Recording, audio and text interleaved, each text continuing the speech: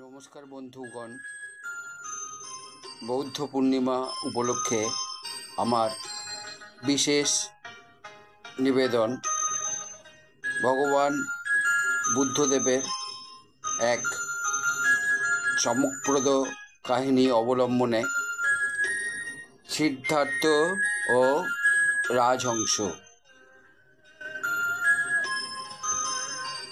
শরৎকাল, মেঘমুক্ত আকাশ।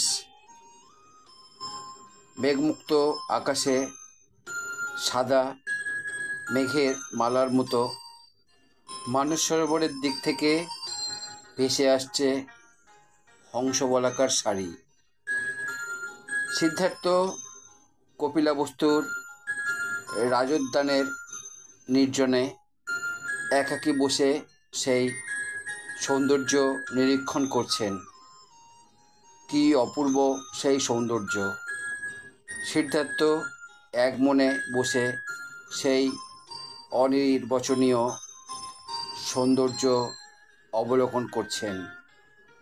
কিন্তু হঠাৎ সেই হংসবলাকার মালাটি ছিঁড়ে গেল যেন। একটি হাঁস যন্ত্রণায় আর্তনাদ করতে করতে সিদ্ধার্থের কোলে এসে নিপতিত হলো।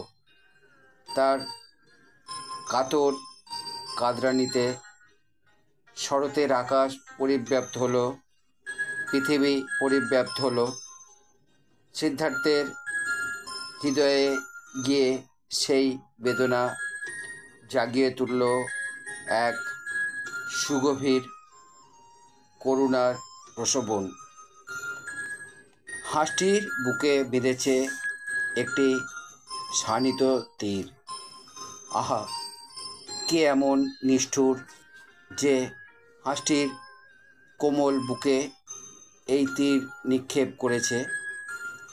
সিদ্ধার্থ তার সংবেদনশীল হাতে হাঁসটির বুক থেকে তীর তুলে এনে জল দিয়ে তার ব্যথা উপশমের চেষ্টা করতে লাগলেন। তার শুশ্রূষায় অল্পক্ষণের মধ্যেই হাঁসটি তার জীবন ফিরে পেল। সে তার দয়ালু প্রাণদাতার দিকে অশ্রুভরা করুণ চোখে চেয়ে রইল নির্নিমেষে। এদিকে সিদ্ধার্থ ও তার বেদনায় ছলছল চোখে চেয়ে আছেন তার মুখের দিকে। এমন সময় হাতে তীর ধনুক নিয়ে রাজোদ্যানে প্রবেশ করলেন দেবদত্ত। সিদ্ধার্থর কোলে হাঁসটি দেখে আনন্দে আত্মহারা হয়ে ছুটে এলেন তিনি। বললেন, সিদ্ধার্থ, এই হাঁসটি আমার তীরেই নিহত হয়ে মাটিতে পড়েছে।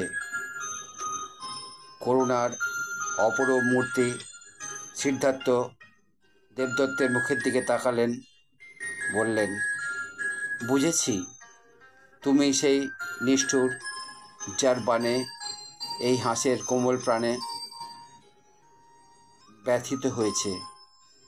কিন্তু দেবদত্ত, আমি হাঁস তোমাকে দেব না। এই হাঁস আমার।